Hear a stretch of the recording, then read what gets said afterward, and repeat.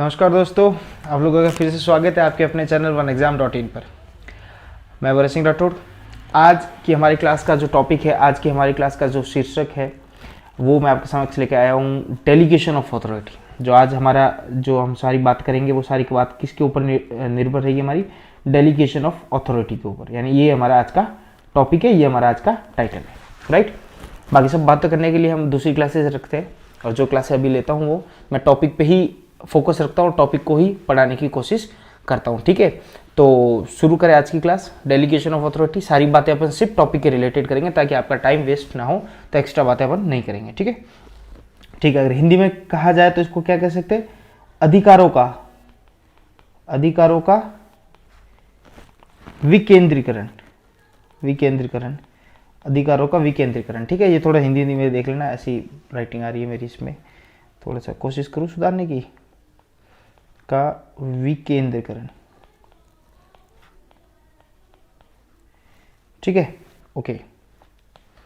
तो ये है डेलीगेशन ऑफ अथॉरिटी, अधिकारों का विकेंद्रीकरण। कहने का मतलब कुछ नहीं है, जब आप एक मैनेजर होंगे, आप एज ए मैनेजर होंगे, तो ये आपके मैनेजमेंट करने में, जो आपको मैनेजमेंट करने के गुण होंगे आपके एज ए मैनेजर, तो उसमें सबसे इंपॉर्टेंट पार्ट है कि आप वहाँ पे क्या होंगे, एज ए सुपीरियर। तो आपको क्या करना पड़ेगा, अपने सबऑर्डिनेट्स को क्या करना पड़ेगा, अपने सबऑर्डिनेट्स जो आपके नीचे काम कर रहे हैं, जो आपके ओहदे में आपसे छोटे हैं, उन सबऑर्डिनेट्स को आपको क्या करना पड़ेगा, डेलीगेशन करना पड़ेगा अपने अथॉरिटी का। यानी जो अथॉरिटी, मेन अथॉरिटी आपके पास है, पावर केंद्र आपके पास है, ये आपका हो गया मेन पावर स्टेशन, आप हो गए पावर स्टेशन।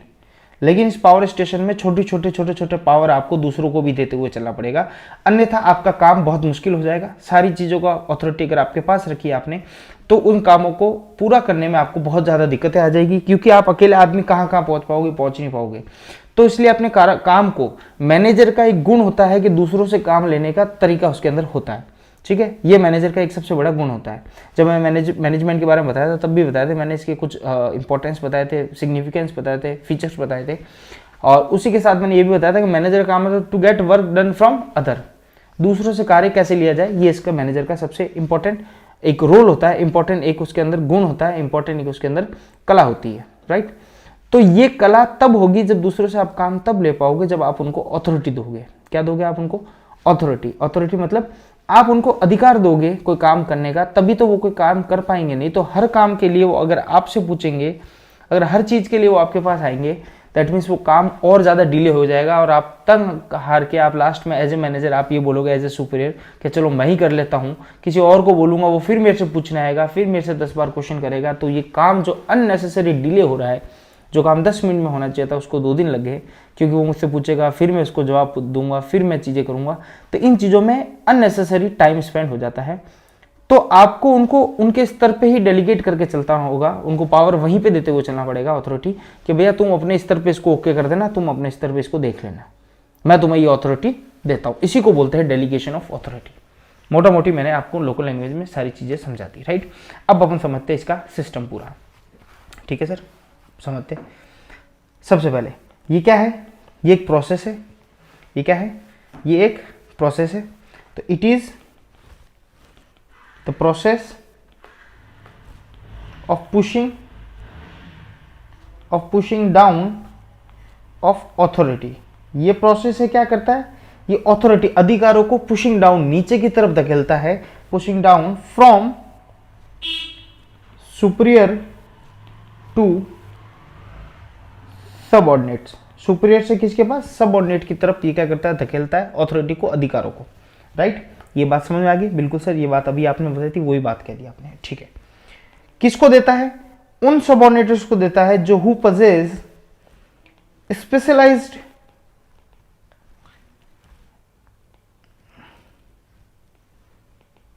स्किल्स, उन सबऑर्डिनेट्स को देता है। ये उन सबऑर्डिनेट्स की बात करता है जिनके पास क्या हो, स्पेशलाइज स्किल हो कार्य करने की। ऐसा नहीं कि हर किसी को अथॉरिटी देते हुए जाएगा, वो उन्हीं को देगा जिनके पास क्या हो, स्पेशलाइज स्किल होगी काम करने की, टू परफॉर्म सच जॉब, जो भी जॉब आप उसको दोगे उस जॉब के साथ उसको अथॉरिटी तभी दोगे जब उसके अंदर वो स्किल होगी, उसके अंदर वो गुण होगा कि उस काम को बहुत अच्छी तरीके से कर सके, तभी आप उसको अथॉरिटी दोगे कि भाई आज से ये काम तू देख और इसकी सारी अथॉरिटी मैं तुझे देता हूँ। बड़ा कोई मैटर हो तो मेरे से पूछना, अन्यथा तू अपने लेवल पर इसको देख ले। ठीक है, तो ये बोला जाता है डेलीगेशन ऑफ अथॉरिटी, अथॉरिटी को आगे डेलीगेट करना। ठीक है, मैंने बताया जैसे आपको एक मैनेजर का सबसे इंपॉर्टेंट गुण होता है to get work, to get things done through others. ये अपन हमेशा पढ़ते हैं, 11th-12th में पढ़ा होगा कि मैनेजर का एक सबसे बड़ा फीचर इस मैनेजमेंट का ये होता है कि दूसरों से कार्य कैसे कराया जाए। ये एक अच्छे मैनेजर की खूबी होती है, लेकिन वो दूसरों से काम कराने के लिए उसको क्या करना पड़ेगा, for getting work done through others he have to, यानी उसको क्या करना पड़ेगा, उसको by delegating of authority, by delegating of authority. तो by sharing authority, sharing authority with them. दूसरों से काम कब लोगे, जब आप उनको अथॉरिटी, उनको अधिकार दोगे काम करने का, तभी आप उनसे कोई फायदा है और उनसे काम करवा सकते हो, बिना अथॉरिटी काम नहीं करेंगे।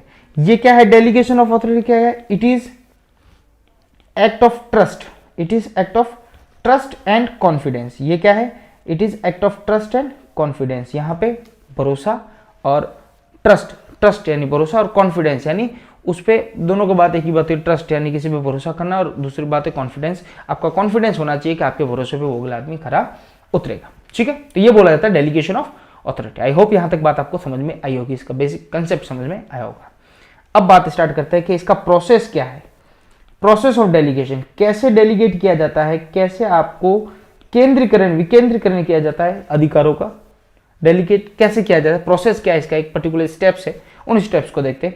सबसे पहला स्टेप अगर मैं बात करूं, सबसे पहली बात करता हूं इस प्रोसेस के अंदर आता है, तो वो आता है डिटर्मिनेशन ऑफ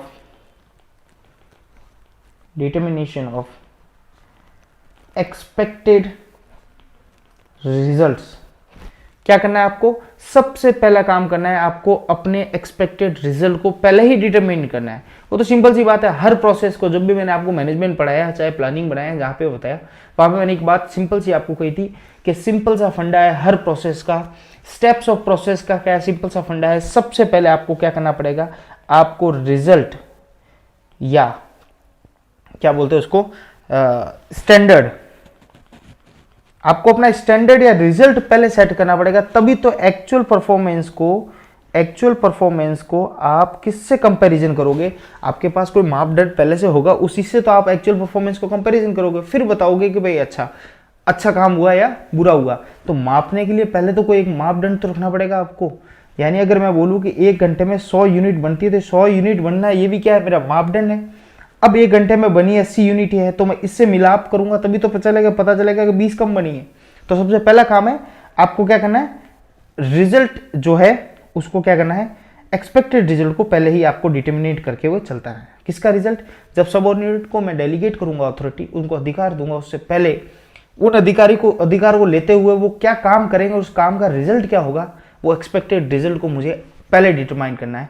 अगर मैं किसी वर्कर को काम देता हूं कि भाई आज से मेरे ऑटोमोबाइल्स की मेरा शोरूम है, सर्विस सेंटर है, और वर्कशॉप्स पे मैंने एक एज ए सुपीरियर मेरे अपने अंडर में एक आदमी बिठा रखा है, मेरे सबऑर्डिनेट्स को मैंने पावर दे दिया और डेलीगेट अथॉरिटी दे दी कि वर्कशॉप्स की सारी जिम्मेदारी तू देखेगा।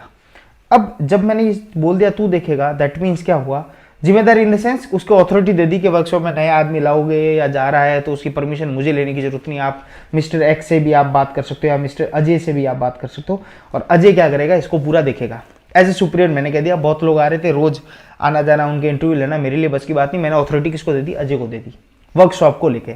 ठीक है, अब अजय वहां पे इंटरव्यू लेता है, अजय किसी को रखता है, अजय किसी को निकालता है, सब उसके पास अथॉरिटी आ गई, पावर आ गया, अधिकार आ गया। ठीक है, अब होगा क्या, जब मैंने उसको पावर दिया, दैट मीन्स मैं ये तो एक्सपेक्ट करके चलूंगा कि मेरा जो एम्प्लॉय उस वर्कशॉप में, एम्प्लॉय या वर्कर क्या दूं, जो वर्कर का टर्नओवर रेशियो है वो क्या हो जाएगा, कम होगा। वर्कर का टर्नओवर रेशियो कम होगा, सीधी सी बात है, जब वो वहां बैठेगा तो उनकी प्रॉब्लम सुनेगा, हर किसी को निकालने की कोशिश नहीं करेगा, अच्छा बिहेवियर करेगा। तो ये चीजें मैं सोच के चलूंगा एज ए सुपीरियर। ठीक है, मैं समय नहीं दे पाता था, इसलिए मैंने अथॉरिटी अपने निचले स्तर का किसी आदमी को दी है, अजय को दी है, तो मैं टर्नओवर रेशियो कम होगा। उसके बाद मेरे पास केसेस, जो worker related employee related cases है, वो मेरे पास ना के बराबर आएंगे, राइट। तीसरी बात, जो एफिशिएंसीज है, जो वहाँ काम कर रहे हैं वर्कर, उनकी एफिशिएंसी बढ़ेगी, अच्छे अच्छे लोगों को वो, क्योंकि जब उसके पास अथॉरिटी दे दी, दैट मीन्स वो अच्छा काम करेगा, ज़्यादा समय दे पाएगा। मैं इतना समय नहीं दे पा रहा था, तो वो समय दे पाएगा, दैट मीन्स वो ज़्यादा से ज़्यादा अच्छे लोगों को हायर करेगा, ना कि ऐसे हायर करेगा जैसे मुझे पता नहीं चलता था और मैंने समय नहीं मिलता था, एज ए सब किसी को भी अपॉइंट कर लेता था। तो ये सारी चीज़ें मेरी क्या है, ये मेरी एक्सपेक्टेड रिजल्ट है कि मेरी अथॉरिटी देने के बाद वो क्या रिजल्ट मेरे लिए लाएगा, राइट। तो सबसे पहले प्रोसेस का सबसे पहला ही काम है कि हमें क्या करना है, एक्सपेक्टेड रिजल्ट को पहले ही माप के रखना है, एक्सपेक्टेड रिजल्ट को पहले ही देखते हुए रखना है, ठीक है। ओके सर, समझ में आ गया। या मैं कह सकता हूँ आपको यहाँ पे डिटर्मिनेशन, आपको यहाँ पे पता करके रखना है, डिटरमाइन करना है, समझना है, कैलकुलेट करना है क्या, of contribution of each position. जिस पोजीशंस पे आप उनको अपॉइंट कर रहे हो, उन पोजीशंस पे उनका क्या कंट्रीब्यूशन होगा, ये पहले ही डिटरमाइन करोगे, तभी आपको पता चलेगा कि वो आपके जो उम्मीदों पे खरा उतरा है कि नहीं, और जो एक्सपेक्टेड रिजल्ट आप चाह रहे थे वो एक्सपेक्टेड रिजल्ट उसने दिया है कि नहीं। दूसरा प्रोसेस का स्टेप है, रिजल्ट, एक्सपेक्टेड रिजल्ट को एनालाइज करने के बाद आपको करना पड़ेगा असाइनिंग द ड्यूटीज। अब आपको उनको उनकी ड्यूटीज देनी पड़ेगी, उनको ड्यूटीज असाइन करनी पड़ेगी, ड्यूटीज उनको एलोकेट करनी पड़ेगी, ड्यूटीज आप उनको देनी पड़ेगी कि भाई हाँ तू ये काम करेगा, तू वर्कशॉप संभालेगा, तू ये करेगा, आज से तेरे पास ये अथॉरिटी, तो ये सब आपको चीजें देनी पड़ेगी, उनको असाइन करनी पड़ेगी, राइट। ठीक है, कैसे करोगे assign, according to the qualification, जो भी क्वालिफिकेशन उनके पास है, कौन किस चीज में होशियार है, किस चीज में किसका एक्सपीरियंस है, according to qualification, experience and aptitude, यानी उनका नॉलेज किस चीज में है, किस चीज में वो सतर्क है उस पर्टिकुलर फील्ड में, उनमें ऑफ द सबऑर्डिनेट्स। उस जैसे जैसे सबऑर्डिनेट जो जिस चीज में, जिस फील्ड का होशियार आदमी है, क्वालिफिकेशन है, एक्सपीरियंस है, एप्टीट्यूड है, उसको उस तरीके से आपको क्या देना पड़ेगा, ड्यूटीज अलॉट करनी पड़ेगी। ठीक है, और जो ड्यूटीज आप दे रहे हो वो duties must be defined very clearly. वो ड्यूटीज है जो आप उसको असाइन करने जा रहे हो, वो must be defined very clearly आपको उनको डिफाइन करना है कि आपका कार्य ये रहेगा। ऐसा नहीं कि उसमें भी आप सिर्फ हवा में बातें करो और फिक्स ड्यूटी उनको नहीं बताओ, मैं बताऊंगा तब आपको काम करना है, ऐसा नहीं। आपको उसको ड्यूटी को पहले ही क्या करना है, निर्धारित करनी है और क्लियरली निर्धारित करनी है। तीसरा स्टेप इसमें आता है प्रोसेस ऑफ डेलीगेशन में, यानी आपने रिजल्ट भी एक्सपेक्ट कर दिया, ड्यूटीज भी उनको सौंप दी, अब उनको अथॉरिटी दे दो भैया। जब सब चीज दे दी, अब उनको प्रोवाइडिंग अथॉरिटी, अब उनको अथॉरिटी भी दे दो, अधिकारियों से भी उनको मिला दो कि अब तुम्हारे ये अधिकार रहेंगे। तो जो डेलीगेशन का करने का काम है, delegation is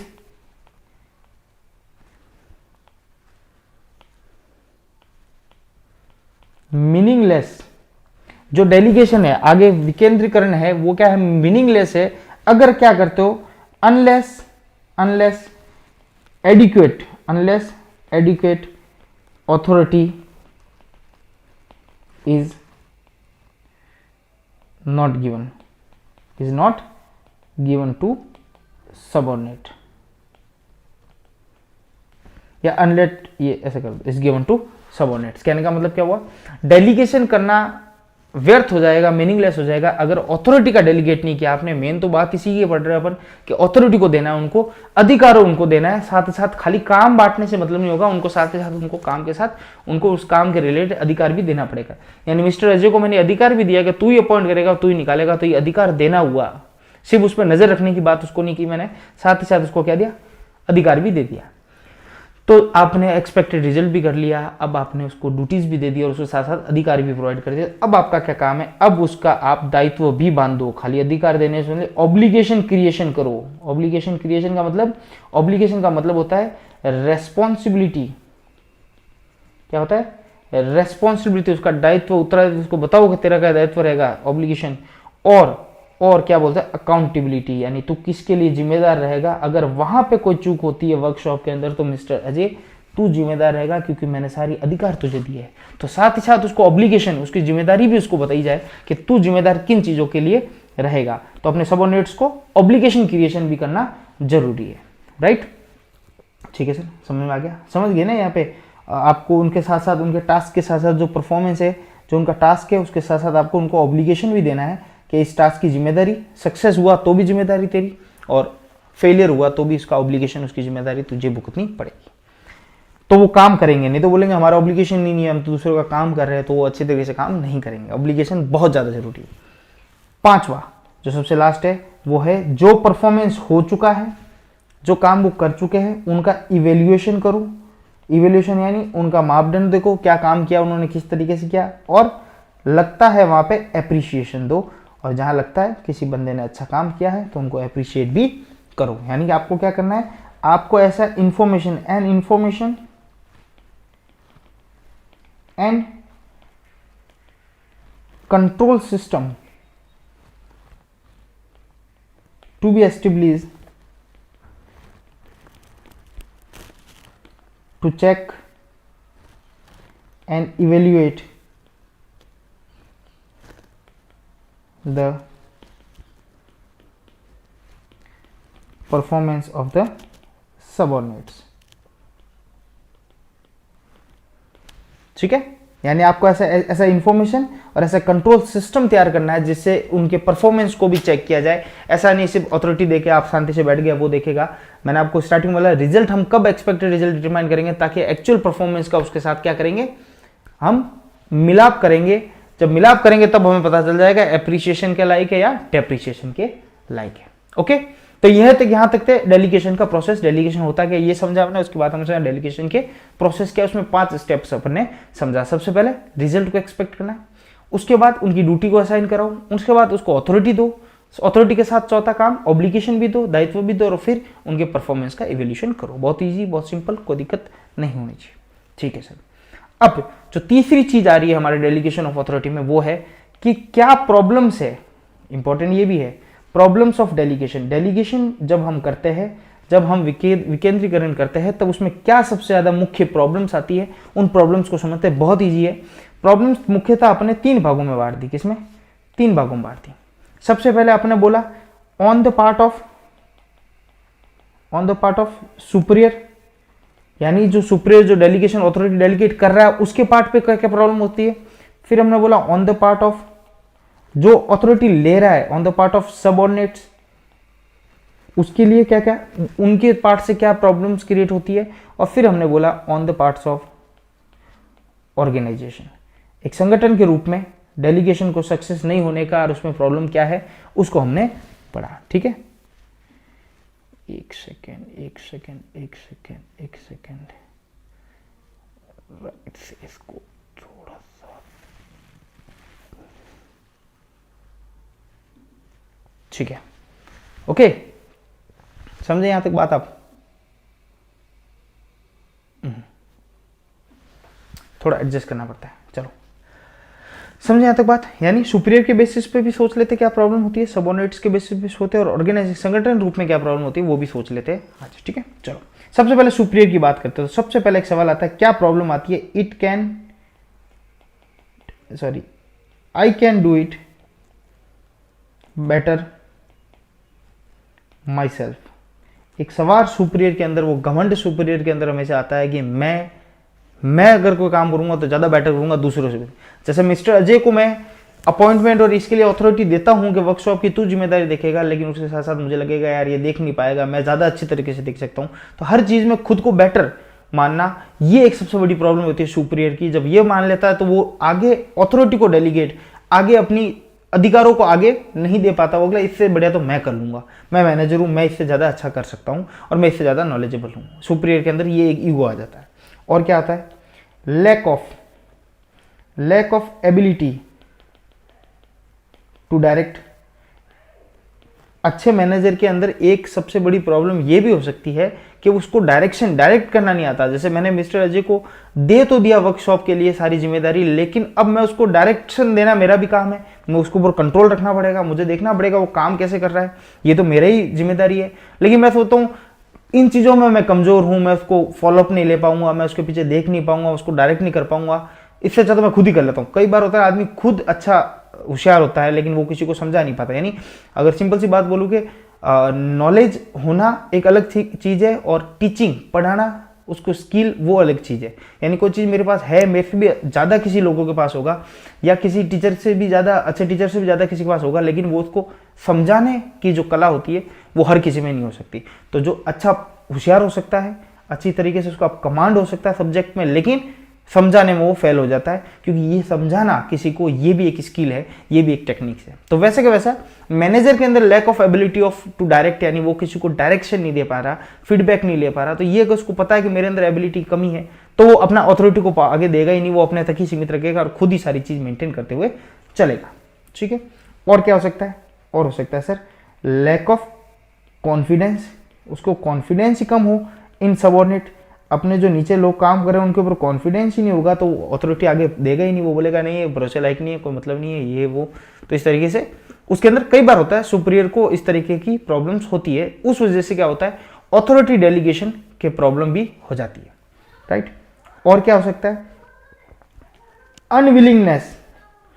unwillingness to let go. एक सबसे बड़ी दिक्कत होती है एक सुपीरियर के अंदर कि वो अनविलिंगनेस टू लेट गो, यानी वो अपने पास से पावर को छोड़ना, उसका हाथ ही नहीं छोड़ते। वो बोलते हैं मेरे पास से कोई चीज जानी नहीं चाहिए, चाहे कोई भी चीज हो। अब वो उसको पता है कि ये पावर भी मेरे पास से गई तो वो उसके पास अथॉरिटी आ गई तो मुझसे नहीं पूछेगा, वो खुद से डिसीजन ले लेगा, तो मेरी पूछ कम हो जाएगी। और इस तरीके की सोच जो सुपीरियर के अंदर आती है, तो डेलीगेशन में सबसे बड़ा इशू ये आते हैं। तो ये देखें ज्यादातर ये जो सारी चीजें अपन ने पढ़ी है, सारी ईगो को लेकर, उसके आत्मसम्मान को लेकर ठेस पहुंचते हुए सुपीरियर ने ये प्रॉब्लम, इसलिए डेलीगेशन सक्सेस नहीं हो पाता। किसके पार्ट से अपन पढ़ा? सुपीरियर के पास से। अब अपन पढ़ा सबऑर्डिनेट के पार्ट से भी कई दिक्कतें आती है। जैसे सबसे पहली दिक्कत आती है fear of criticism. Fear of criticism, उसको लगता है कि भैया जिम्मेदारी ली तो ऑब्लिगेशन भी आएगा, ऑब्लिगेशन आया और तो फिर अगर कोई चीज करने गए हम तो उसका क्रिटिज्म भी मिलेगा, लोग क्रिटिसाइज भी करेंगे, और उस क्रिटिसाइज के डर से वो हाथ में पावर नहीं लेता है। तो डेलीगेशन यहाँ सबऑर्डिनेट के पार्ट से भी क्या हो जाता है? फेल हो जाता है। तो क्या है? Fear of criticism. और क्या है? लैक ऑफ सेल्फ कॉन्फिडेंस, सबसे बड़ी बात, उसके अंदर खुद के अंदर ही सेल्फ कॉन्फिडेंस ही नहीं होता सबऑर्डिनेट के अंदर कि क्या ये काम मैं कर पाऊंगा, नहीं सर मेरे से नहीं होगा, सर आप ही करो, मैं लायक नहीं हूं। तो उसके अंदर सेल्फ कॉन्फिडेंस की कमी हो जाती है, इसलिए डेलीगेशन कई बार फेल हो जाता है। और क्या है? लैक ऑफ रिसोर्सेज, संसाधनों की कमी हो जाती है टू डू द जॉब, जो कार्य उसको दिया है उस कार्य को करने के लिए उसके पास रिसोर्सेज की कमी हो जाती है। तो रिसोर्सेज की कमी होने से एफिशिएंटली वो काम जो काम है वो काम नहीं कर पाता, तो वो काम करना ही छोड़ देता। कई बार होता है ना, पुलिस वाले मूवी में देखोगे ना, कोई अच्छा डिपार्टमेंट के लिए ईमानदारी से काम करता है लेकिन दूसरे लोग उसको करने नहीं देते, तो फिर वो भी बेईमान हो जाता है इस तरीके से। तो lack of resources to do job efficiently, starting में कोशिश करता है लेकिन बाद में वो भी उनकी तरह हो जाता है। और क्या है? इनएडिक्वेट इंसेंटिव्स, ये सबसे बड़ी दिक्कत मैं मानता हूं सबऑर्डिनेट्स में। इंसेंटिव्स को आप रिवार्ड्स मान लीजिए। इनएडिक्वेट इंसेंटिव या इनएडिक्वेट रिवार्ड्स मतलब जितना कार्य वो किसी ऑर्गेनाइजेशन संगठन के लिए करेगा, ज्यादा जिम्मेदारी लेके करेगा, ऑब्लिगेशन लेके करेगा, लेकिन बदले में उसको क्या मिलता है? बदले में उसको धोखा मिलता है और कुछ नहीं मिलता। बदले में उसको पैसा नहीं मिलता, जिम्मेदारियां सब उस पर हो भी जाएगी, लेकिन पैसा उतना ही मिलेगा जो पहले वो काम कर रहा था। तो lack of incentive, lack of rewards, इस कारण लोग डेलीगेशन ज्यादा पावर लेना नहीं चाहते। अपने सुबह 7-6 बजे गए ऑफिस गए, शाम को वापस आ गए, या सुबह जो 10 बजे ऑफिस गए शाम को 6 बजे आ गए, इसके ज्यादा हमको कोई लेना देना नहीं है। इस तरीके का नेचर रवैया क्या है कारण? वो कारण ये है, ये सारे कारण है कि एक सबऑर्डिनेट्स के, एक एम्प्लॉइज के इस तरीके के क्या होते हैं। और क्या? और एक होता है ओवरबर्डन, ओवरबर्डन ड्यूटीज, बहुत ज्यादा ड्यूटीज उसके ऊपर थोपी जाती है। ओवरबर्डन ड्यूटीज ऑलरेडी होती है तो वो आगे से काम नहीं कर पाता और इस तरीके से नहीं करता। और एक सबसे बड़े आता है कि dependence on boss for decision. Her decision के लिए, चाहे उसके अथॉरिटी उसको दे दी गई हो, लेकिन हर डिसीजन के लिए उसको अपने बॉस के ऊपर डिपेंडेंस रहना पड़ता है। बॉस को पूछना ही पड़ता है, नहीं तो बॉस नाराज हो जाएंगे, तूने मुझसे पूछा नहीं, तू इतना बड़ा हो गया। तो इस तरीके से ये भी एक उसके तकलीफें आती है सबऑर्डिनेट के नजरों से, जिसे डेलीगेशन की प्रॉब्लम माना जाता है। अब संगठन के नजरों से देखें क्या क्या दिक्कत है। तो संगठन के नजरों से सबसे बड़ी दिक्कत आती है वो है इनएडिक्वेट प्लानिंग। डेलीगेशन करना तो चाहता है लेकिन उनके पास प्लानिंग, नियोजन का तरीका, प्लानिंग अच्छी नहीं है, इनएडिक्वेट है या आधी अधूरी प्लानिंग और उसको लगा दिया, जैसे नोटबंदी वाला खेल हुआ था। ठीक है, और क्या? और है absence of adequate control techniques, absence of adequate control techniques, और जिसको हम बोल सकते हैं इफेक्टिव कंट्रोल मैकेनिज्म। क्या एक सबसे बड़ी दिक्कत है, सब करना तो चाहते हैं, डेलीगेशन भी करना चाहता है, लेकिन उसको कंट्रोल टेक्निक और कंट्रोल मैकेनिज्म जो ऑर्गेनाइजेशन के पास, संगठन के पास होना चाहिए, वो इफेक्टिव नहीं है। हाँ ठीक है, फीडबैक ले सकते हैं, एक दो बार ले लिया, परफेक्ट तरीके से फीडबैक नहीं, और जब तक फीडबैक नहीं हुआ तो अथॉरिटी डेलीगेट करना नुकसानदायी भी हो सकता है संगठन के लिए। तो संगठन की नज़रों से ये सबसे बड़ी दिक्कत है कि उनके पास एक control mechanism, effective control mechanism नहीं होता, प्लानिंग बढ़िया नहीं होती, और क्या, non availability of competent managers, एक अच्छे मैनेजर्स, एक कंपिटेंट मैनेजर्स की अवेलेबिलिटी उनके पास कम होती है। तो वो उसको भी अपना एक कारण बताते हैं कि भाई इस वजह से हम क्या कर रहे हैं, हम नहीं कर पाते एक डेलीगेशन, अच्छा डेलीगेशन, गुड डेलीगेशन हम नहीं करते, ये प्रॉब्लम हमारे सामने आती है। और क्या है, और एक क्लास पढ़ लेते हैं, अनक्लियर ऑथोरिटी रिलेशनशिप्स। वो तो आपने देखा ही होगा, एक संगठन, एक ऑर्गेनाइजेशन कहती है कि आपने सर देखा ही होगा, सुपीरियर को भी देख लिया आपने, सबऑर्डिनेट्स के भी लक्षण देख लिया आपने, और इन दोनों के लक्षण देखे तो इन दोनों में रिलेशन क्या है, नहीं है समानता, इनके अंदर अथॉरिटी रिलेशन अच्छा नहीं है, इनएडिक्वेट है, अनक्लियर है। तो यहाँ पे क्या हो जाता है, यहाँ पे भी संगठन एट ऑल संगठन के रूप में, ऑर्गेनाइजेशन के रूप में डेलीगेशन क्या हो जाता है, विफल हो जाता है, फेल हो जाता है। ये सब आपने सामने बात कर दी, राइट। जब ये दोनों ही इस चीज में नहीं मानेंगे तो संगठन एट लास्ट तो फेल होगा ही होगा, ये सारी चीजें, राइट। तो हमने पढ़ी प्रॉब्लम्स क्या है, डेलीगेशन करने में क्या क्या प्रॉब्लम्स आती है, सुपीरियर की नजर से पढ़ी, सबऑर्डिनेट की नजर से पढ़ी, और ऑर्गेनाइजेशन एट ऑल की नजर से भी हमने इस चीज को समझा और जाना, ठीक है। अब आपके सामने ये बात समझ गई डेलीगेशन होता क्या है, प्रोसेस क्या है, उनमें प्रॉब्लम्स क्या आती है। अब हम समझते हैं डेलीगेशन के कुछ प्रिंसिपल है, कुछ सिद्धांत है डेलीगेशन के। तो वो पढ़ते हैं प्रिंसिपल्स ऑफ डेलीगेशन। जो आप डेलीगेशन कर रहे हो, पावर को, अथॉरिटी को आगे दे रहे हो, उसके कुछ सिद्धांत है, उसके जो प्रिंसिपल है, कुछ नहीं है, 4 मेजर प्रिंसिपल है। उन चारों को देख लिया, अब सारे चारों के चारों आप पढ़ चुके हो, उसी को वापस उन्होंने बोला कि जब डेलीगेशन करने जाओ तो इन 4 सिद्धांतों का तो विशेष कर ख्याल रखना है, और इन 4 सिद्धांतों पे ही डेलीगेशन होगा। क्या, सबसे पहला उसने बोला ए पार्ट, एक्सपेक्टेड रिजल्ट। कोई दिक्कत है क्या इसमें? एक्सपेक्टेड रिजल्ट तो होना जरूरी है, वो तो मैंने आपको शुरू में कह दिया क्लास शुरू होते ही कि रिजल्ट जब तक आप स्टैंडर्ड सेट नहीं करोगे, मापदंड सेट नहीं करोगे, तो आपका डेलीगेशन होना ही नहीं है। तो एक्सपेक्टेड रिजल्ट तो आपको सेट करना ही करना है। दूसरा बोलता है parity of authority and responsibility. ये क्या बोला सर? अरे भैया ये भी बात बोल दिया मैंने, बोला जब अथॉरिटी दिया तो उसके साथ ऑब्लिगेशन भी तय करो। जब अपने यहाँ पढ़ा था कि भाई अथॉरिटी के साथ ऑब्लिगेशन भी तय करना है आपको, तो ये देखिए, ये देखो ऑब्लिगेशन क्रिएशन आया था, तो जस्ट पहले आपने उनको अथॉरिटी दी, उसके बाद आपने क्या किया, ऑब्लिगेशन भी दिया। तो इन दोनों में क्या होनी चाहिए, इन दोनों में भी पैरिटी होनी चाहिए, समानता होनी चाहिए। समानता होनी चाहिए मतलब जितनी अथॉरिटी उतनी ज्यादा रेस्पॉन्सिबिलिटी उसकी वो होनी चाहिए, तभी वो काम अच्छा होगा। तो दूसरा प्रिंसिपल क्या, अथॉरिटी जितनी उतनी उतनी रेस्पॉन्सिबिलिटी, इन दोनों के बीच में क्या होना चाहिए, समानता। जितनी अथॉरिटी दोगे उतनी रेस्पॉन्सिबिलिटी उसकी मापदंड रखो, ठीक है। दोनों एक दूसरे से ऊपर नीचे नहीं होनी चाहिए, बराबर होनी चाहिए, ठीक है। तीसरी बात, तीसरा सिद्धांत क्या, वही तीसरा कि जब ये दोनों हो जाए तो अपना अथॉरिटी को डेलीगेट कर दो, अथॉरिटी को डेलीगेट कर दो, अपने पास मत रखो। तीसरा सिद्धांत बोलता है अथॉरिटी को आगे देना ही पड़ेगा, ये हमारा सिद्धांत है। और चौथा बोलता है unity of command. Unity of command यानी सबके अंदर क्या करो, एनकरेज करो, एनकरेज्ड कोऑपरेशन की भावना उनके अंदर पैदा करो, यूनिटी ऑफ कमांड रखो, समझाओ कि हम सब एक ही संगठन के एक ही उद्देश्य के लिए कार्य कर रहे हैं, हम सब सिंगल ऑर्गेनाइजेशन है, हम सब फैमिली है, और हम एक सिंगल ऑब्जेक्टिव के लिए काम कर रहे हैं, और इसलिए सब डेलीगेशन ऑफ पावर किया है। तो यूनिटी ऑफ कमांड होना चाहिए। अगर नीचे जो आपने पावर डेलीगेट किया तो मिस्टर अजय का नीचे वर्कशॉप में सारा सुने, ऐसा नहीं कि हम तो सिर्फ सर का ही सुनेंगे, आप कौन होते हो बोलने वाले, ऐसा नहीं होना चाहिए। जब सर ने उसको अधिकार दे दिया है तो आप यूनिटी ऑफ कमांड मानो, और एक जगह से आप अपना डायरेक्शन लो, और जब मिस्टर अजय कहेंगे वो फाइनल होगा तो मिस्टर अजय ही वहाँ पे सुपीरियर होगा। ऐसा नहीं कि मैं अलग से अपनी पंचायत कर रहा हूँ, वो अलग से कर रहा है। तो एक एनकरेज कॉर्पोरेशन की भावना उनके अंदर जगाओ कि जब डेलीगेशन कर दिया दैट मीन्स उसको फॉलो करना है। तो ये 4 प्रिंसिपल है, मुख्यतः प्रिंसिपल है जिसके बेसिस पे डेलीगेशन कार्य करता है। Expected result, parity of authority और रेस्पॉन्सिबिलिटी में समानता होनी चाहिए, जितनी अथॉरिटी उतनी उसकी रेस्पॉन्सिबिलिटी, ऑब्लिगेशन, और डेलीगेशन अथॉरिटी को डेलीगेट करना है। उसके बाद यूनिटी ऑफ कमांड रखना है, जो डेलीगेट कर दिया गया अब उसकी बात को मानना है, राइट। अब जाते जाते अपन एक और बात पढ़ लेते हैं। जब इतनी बातें पढ़ ली इसके बारे में तो अब ये बता लेते हैं कि एक अच्छे आपको एक गाइडलाइंस दीजिए गाइडलाइंस दीजिए फॉर सिक्योरिंग बेटर डेलीगेशन। एक अच्छे डेलीगेशन करने के लिए आपको क्या, एक ऑर्गेनाइजेशन को क्या चीज़ें आपकी, कुछ दो शब्द आप अपनी तरफ से बोलते हुए जाइए ताकि क्लास खत्म करें अपन, कि एक अच्छे डेलीगेशन करने के लिए एक ऑर्गेनाइजेशन को इन गाइडलाइंस पे फॉलो करना चाहिए। सिंपल सी बात, सबसे पहला मेरे मानने में ये है, क्योंकि मैं लिख के आया हूँ, मैं आपको पढ़ाऊंगा।